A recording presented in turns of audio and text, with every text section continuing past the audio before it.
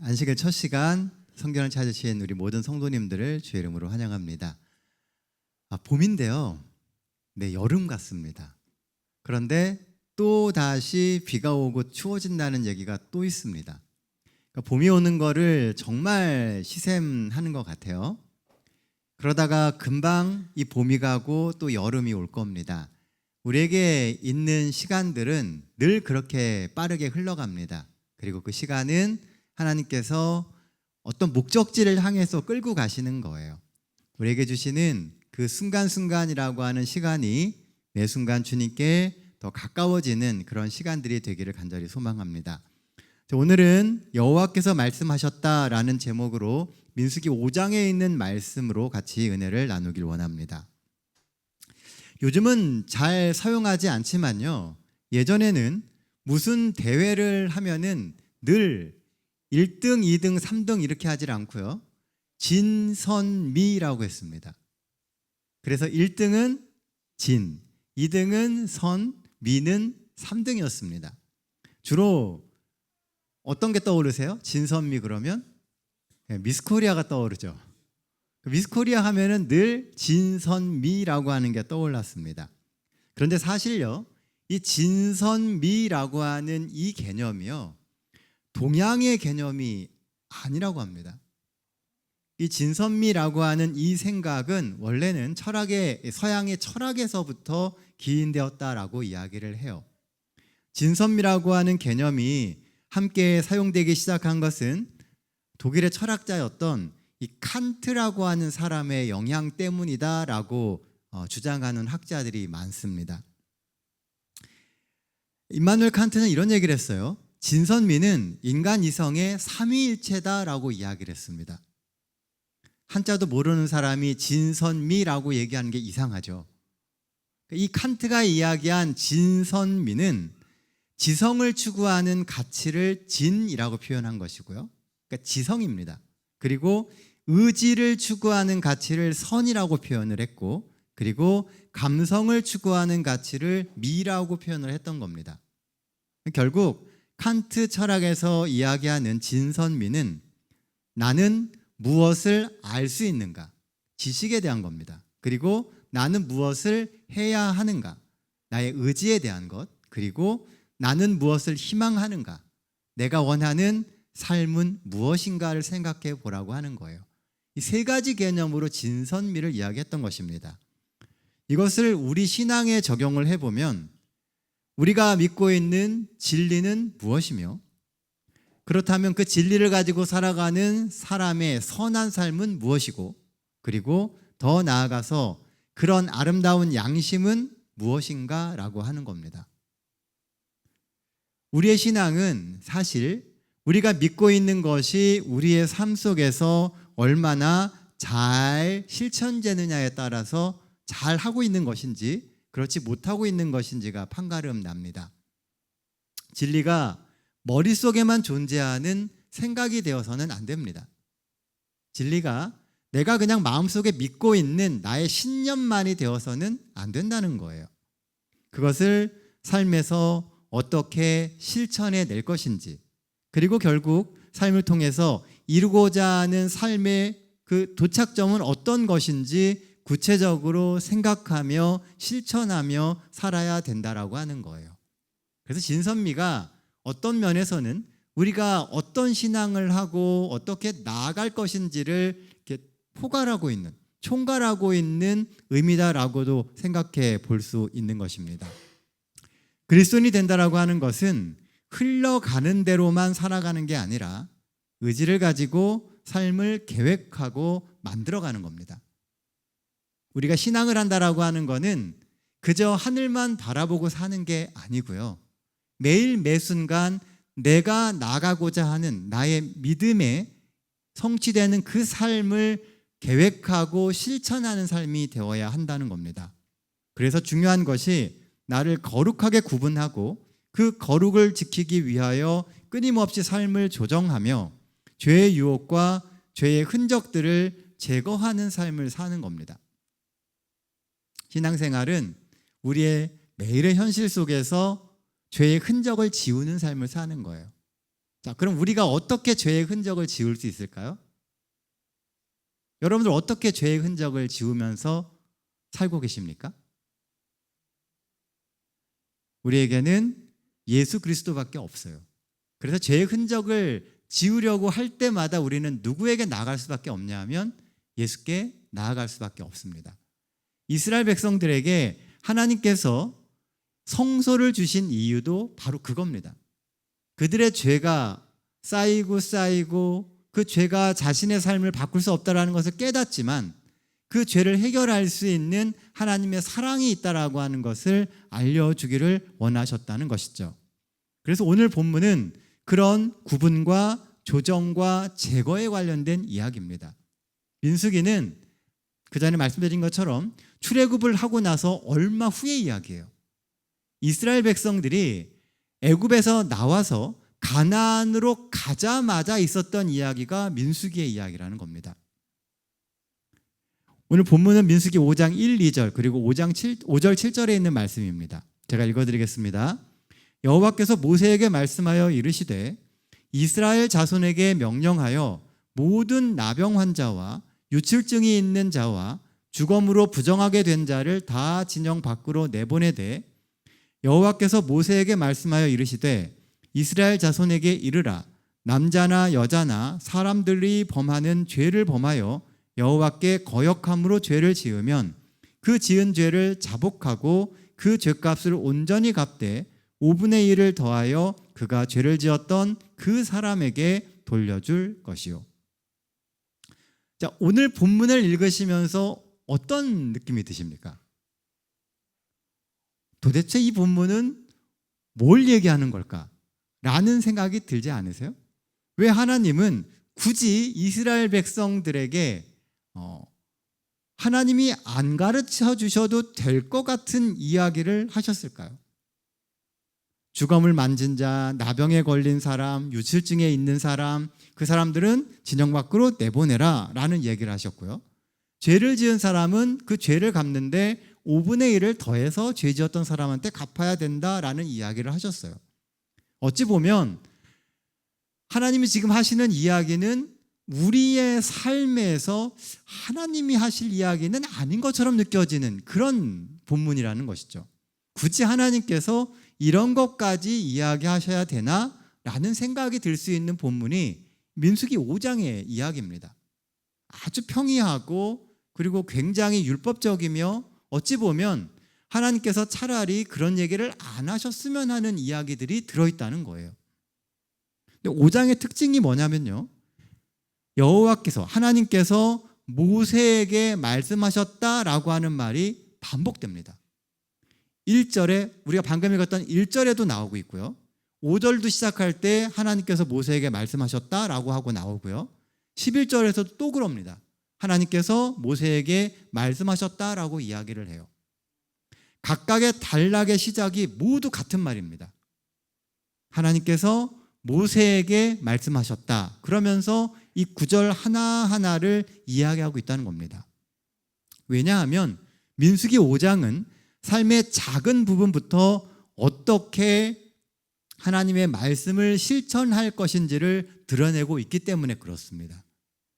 하나님이 그저 우리의 관념 속에 계시는 분이 아니라 우리의 삶의 현실 속에서 어떻게 역사하시는지, 그리고 하나님과의 관계를 회복하려면 어떻게 살아야 하는지, 그리고 앞장에서 우리가 다뤘었던 거룩을 유지해 가기 위하여 우리는 어떠한 삶을 실천해야 되는지에 대한 이야기를 하고 있다는 겁니다. 삶 속에 들어와 있는 죄와 부정한 것을 어떻게 처리할 것인지 이번 본문은 그것을 이야기하는 게 주제라는 거예요. 그리고 그 해결책은 하나님이 모세에게 말씀하신 그 말씀 속에 있다는 겁니다. 그러니까 거룩은 우리가 뭔가 대단한 것을 이루면서 만들어지는 게 아니고요. 하나님의 말씀에 순종하면서 만들어지는 거라는 거죠. 그러니까 우리가 갖고 있는 생각에는 거룩 그러면 굉장히 뭔가 내가 특별히 삶을 구분하고 현실과 동떨어져서 가야 되지 거룩한다고 생각해요. 근데 그게 아니라는 이야기를 하고 있다는 겁니다. 본문에 드는 첫 번째 기별은 부정한 자들의 처리에 대한 이야기입니다. 이스라엘 백성들 중에 보면 부정해지는 사람들이 생겨요. 여기 5장 2절 말씀에 보면 이스라엘 자손에게 명령하여 모든 나병 환자와 유칠증이 있는 자와 주검으로 부정하게 된 자를 다 진영 밖으로 내보내라고 이야기합니다. 나병 환자, 유칠증이 있는 자, 주검을 만진 자는 다 뭐한 사람들이라고요? 부정한 사람들이라는 거예요. 그러니까 이스라엘 백성들 중에는 여러 가지 상황들 때문에 부정해진 사람들이 있다는 겁니다. 근데 어떻게 하라고요? 진영 밖으로 내보내라는 겁니다. 그 해결책은 격리예요. 격리. 요즘 말로 이야기하면요. 부정해진 사람들을 우선 진영 밖에 내보내야 됩니다. 광야에서 집단 생활하는 이스라엘 입장에서요. 전염병의 원인이 될 만한 모든 것은 격리가 가장 좋은 해결책이겠죠. 다른 약이 없으니까요.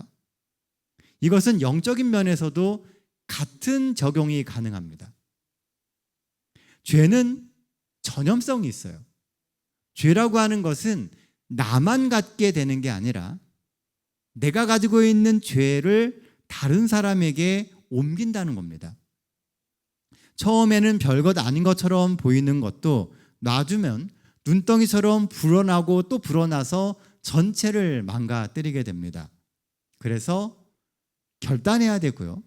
주도적으로 죄를 멀리하며 살아야 합니다. 이스라엘 백성들은 아주 긴 시간을 애굽에서 살았습니다.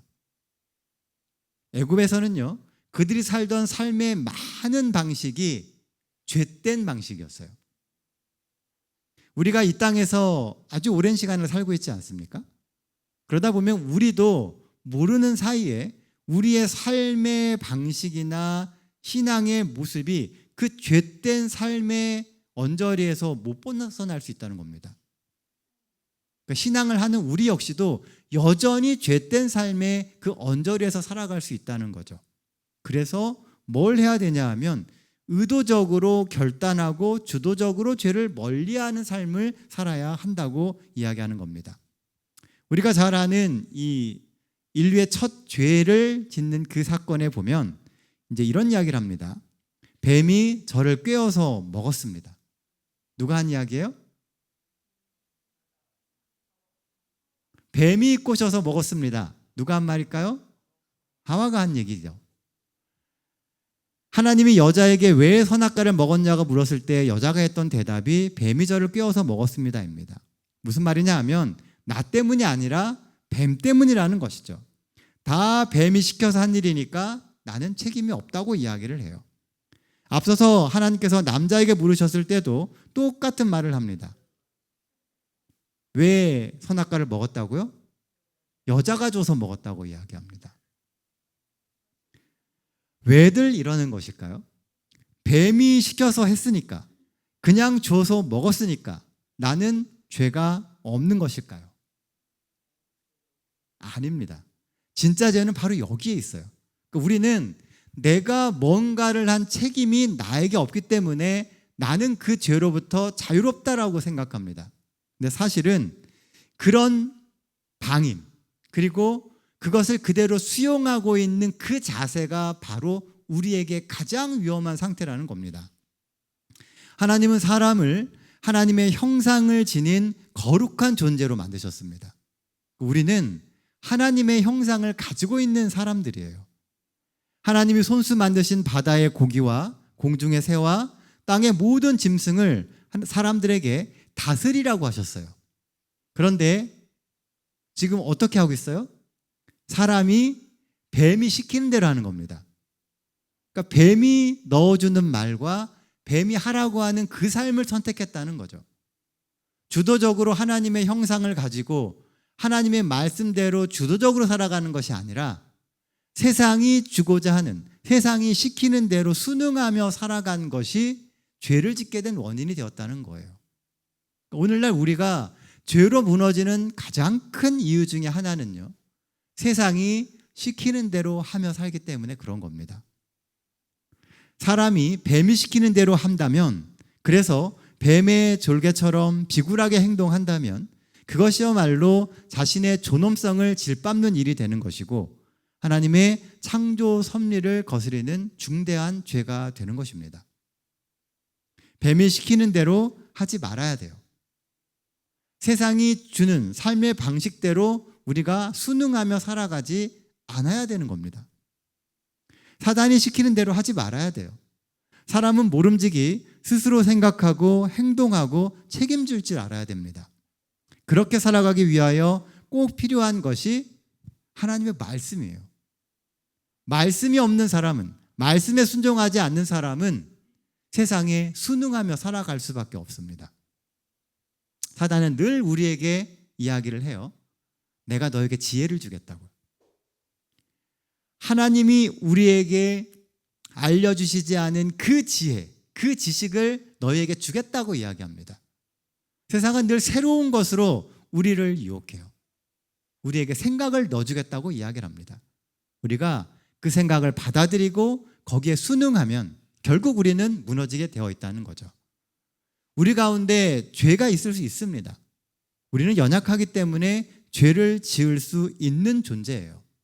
하지만 죄에 빠졌다 할지라도 돌이켜서 하나님께 돌아올 수만 있으면 모든 사람은 주 안에서 다시 정결해질 수 있습니다. 1차는 격리예요. 죄된 것을 떼어내는 일부터 시작해야 됩니다. 죄의 흔적은 남아있지만 죄를 떼어내게 되었을 때 하나님께서는 회복되어서 다시 우리가 그리스도인으로 살아갈 수 있도록 만들어 주십니다. 죄를 다스리며 옳은 길로 이끌고 나가야 돼요. 그래서 하나님께서는 민수기에서는 이렇게 짧게 이야기하셨지만요, 레위기에서는 아주 길게 그것을 설명하고 계십니다. 여러분들 성경 통독하시다가 보면 제일 넘어가기 어려운 데가 레위기입니다. 계속 읽다가 레위기 가면은 거의 실패합니다. 빨리 읽고 넘어가지 않으면 지루해져요. 매번 하는 얘기가 양 잡고 제사 드리는 얘기만 나옵니다. 근데 왜 그 이야기를 성경에 기록하셨을까? 하나님은 우리가 그렇게 죄를 멀리하기를 원하신다는 거예요. 이것을 상징하는 것들이 죄를 격리하고 주도적으로 그 죄를 다스리며 사는 겁니다. 그래서 부정한 자를 어떻게 처리하고 어떻게 회복시키느냐가 아주 중요한 것이죠. 레위기의 규정들은 사실 우리의 거룩을 지켜내고 그리고 우리가 죄로부터 안전하게 만들며 각종 질병과 위험으로부터 안전하게 하기 위해서 하나님이 기록해 주신 세세한 삶의 지침서인 것입니다. 그래서 근래에요, 많은 신학자들이 레위기를 연구합니다. 우리 교단에 있는 신학자들이 아니고요, 일반 개신교, 장로교, 감리교 이런 신학을 하시는 분들이 레위기에 대한 연구를 굉장히 많이 합니다. 그리고 어떤 결론을 내리냐 하면 성결이라고 하는 것이 마지막 시대 그리스도인들이 나아가야 할, 또 회복해야 할 신앙의 핵심이다라고 이야기를 하고 있습니다. 죄로 물들어 있는 세상 가운데서 어떻게 그 죄로부터 나를 분리시킬 것인지, 세상에 순응하며 가는 삶이 아니라 세상을 역행하며 어떻게 하나님의 나라를 만들어 갈 것인지, 레위기의 결론입니다. 하나님의 법은 우리 모두를 구원하며 지켜내며 안전하게 하기 위한 목적으로 주어진 것을 기억하며 늘 하나님의 마음을 알고 순종하는 삶을 살기로 결심하실 수 있는 우리 모든 동탄 새하늘 성도들 되시기를 간절히 바랍니다. 본문에서 살펴볼 수 있는 두 번째 기별은요, 죄는 끝까지 책임져야 된다는 겁니다. 5절, 6절, 7절 말씀이에요. 이스라엘 자손에게 이르라. 남자나 여자나 사람들이 범하는 죄를 범하여 여호와께 거역함으로 죄를 지으면 그 지은 죄를 자복하고 그 죄값을 온전히 갚되 5분의 1을 더하여 그가 죄를 지었던 그 사람에게 돌려줄 것이요. 여기 보면 죄의 결과와 회개의 방법에 대한 이야기를 하고 있습니다. 그런데 좀 특이한 게 있어요. 죄를 지은 다음에 뭘 하라고요? 자복한 다음에 그 죄를 지은 그 사람에게 5분의 1을 더하여 되돌려줘야 된다라고 이야기합니다. 그러니까 내가 만약에 1개를 했으면은 1개의 죄를 졌으면 거기다가 그 피해의 보상액의 20%를 더해서 그 사람에게 돌려줘야 된다는 거예요. 죄를 지으면 우선 거룩하신 하나님께 죄를 지은 것이기 때문에 자복하고 회개해야 합니다. 그건 1차적인 거예요. 그런데 거기서 머무르지 말고 더 나가야 된다고 이야기하고 계신다는 거예요. 그 죄로 인해서 혹 피해를 본 사람이 있다면 그 사람에게 5분의 1, 곧 20%를 더해서 보상을 하라는 겁니다. 하나님께 회개하고 끝나는 것이 아니라 나의 죄로 고통당하는 사람들에게 사죄하고 보상해야 한다는 것을 명확하게 하고 있다는 겁니다. 우리가 이런 제사를 보통 속건제라고 이야기를 합니다. 성경에 보면 이스라엘 백성들의 5대 제사가 나와요. 그 제사 중에 하나가 속건제입니다. 이 속건제는 죄의 값에 대한 보상에 초점이 맞춰진 제사예요. 그런데 성경을 잘 읽어보시면은요, 모든 속건제는 반드시 속죄제하고 같이 드려집니다. 속죄제가 있어야 거기에 플러스 속건제가 있게 되는 거예요. 늘 이 속죄제는 하나님께 드리고 사람의 것은 사람에게 보상해야 된다라고 하는 것이 속건제인 것입니다. 물론 어떤 속건제는 성소에 드려야 되기도 합니다. 하나님께 죄 지은 것이기 때문에 플러스 알파를 드리게 되는 것이죠. 그런데 사람과 관련된 것일 때에도 속건제는 드려진다는 거예요. 내가 죄를 지은 것에 대해서 그냥 하나님께 회개했다고 끝나는 게 아니라 그 죄의 값을 치르며 사는 것이 올바른 속죄라고 하는 겁니다. 세상 사람들이 하는 말 중에요, 종종 교회 다니는 사람들이 더하다는 말이 있습니다. 왜 그런 말을 하게 되냐면요, 마치 교회 다니는 것이 더 의로운 사람이 된 것처럼 행동하며 나는 회개했으니까, 하나님께서 나를 용서해 주신다고 했으니까 나는 이제 용서받은 자라고 하는 그런 말을 하고, 그리고 그렇게 그 이후에 있을 것에 대해서 전혀 마음적인 책임을 지지 않으려고 하는 모습 때문에 생겨난 것입니다. 사람들 사이에서 책임을 지거나 진정한 용서와 미안함이 없이 뻔뻔하게 행동하는 그리스도인들이 있었기 때문에 그런 말이 나오게 되었던 거예요. 그리스도인이 된다라고 하는 것은요, 죄를 더 뼈아프게 아는 것입니다. 그러니까 죄가 얼마나 무서운 것인지를 알기 때문에, 그래서 그 죄를 가볍게 생각하지 않는 것이 그리스도인의 삶의 모습이 돼야 된다는 거죠.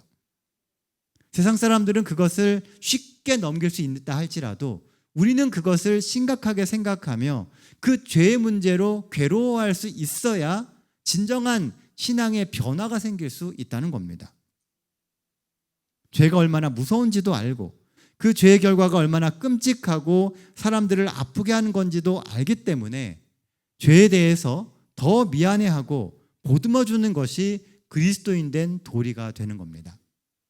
그래서요, 우리는 세상 사람들을 더 사랑하고 더 아껴주고 더 보듬어줄 수 있어야 됩니다.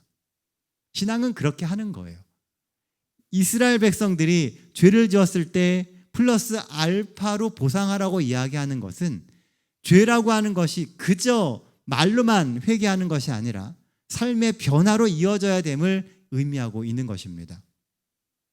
이 말씀이 출애굽을 한 초기에 주어졌다라고 하는 것을 우리는 깊이 생각해 볼 필요가 있어요. 광야의 생활 가운데 가나안에 들어가기 전에 그들이 준비되어야 할 것은 사실은 하나님과 죄에 대하여 깨닫고 삶의 변화를 갖는 그런 도전들입니다. 하늘나라에 가기 전에 그리스도인 된 우리에게 필요한 것이 그런 삶의 모습이에요. 성경을 많이 안다고 재림 준비가 된 게 아닙니다. 우리가 이 땅에서 교회를 열심히 다닌다고 우리는 구원에 합당한 사람이 되어 있는 게 아니에요. 정말 진정한 준비는 우리가 하나님 안에서 우리가 살아가는 삶에 대한 책임을 지려고 하는 마음을 갖는 겁니다. 매 순간 신앙생활을 하며 하나님께 나아가고 하나님과 함께 우리 인생에 있는 모든 문제를 해결해 가는 거예요. 그렇게 될 때 우리의 신앙은 연수가 쌓여가면 쌓여갈수록 더 성숙해지게 되고요. 그리고 그렇게 성숙한 신앙의 향기 때문에 우리 주변에 있는 많은 이들이 그리스도께 돌아오는 그런 놀라운 역사가 마지막 시대에 있게 되는 겁니다. 마지막 시대에 수많은 영혼들이 정말 구름처럼 몰려올 거라고 이야기를 해요. 그들은 바른 그리스도인의 영향력 속에서 그리스도인의 향기를 맡은 사람들이 정말 바른 삶을 향해서 돌아오는 겁니다. 하나님, 우리가 그렇게 살아가라고 이야기하시는 거예요. 신앙생활의 시작은 늘 이 회개와 정결로부터 시작됩니다. 익숙한 죄의 생활을 청산하고 성도로서의 자질을 만들어가기 위해서는 종종 익숙한 삶의 죄를 떠나야 합니다. 그래야 그 빈자리에 그리스도인다움이 자리 잡게 되는 겁니다. 광야 생활의 가장 큰 초점은 하나님과의 관계 회복이에요. 정결과 회개는 깨어진 하나님과의 관계를 회복시킵니다. 사랑하는 성도 여러분, 오늘 이 시간 다시금 하나님 앞에 무릎 꿇게 되시길 바랍니다. 그리고 다시 새 출발할 용기를 달라고 하나님께 구하며 믿음의 길, 구원의 길을 가시는 우리 모든 동탄 새하늘교회 성도들 되시기를 간절히 바랍니다. 그래서 이 안식일 우리가 주님께 한 걸음 더 나아가고 하나님과 더 친밀해지며 우리가 극복하기 어려웠던 그 수많은 죄의 문제를 하나님 안에서 해결할 수 있는, 용기를 낼 수 있는 안식일 되시길 간절히 소망하며 말씀 마치도록 하겠습니다.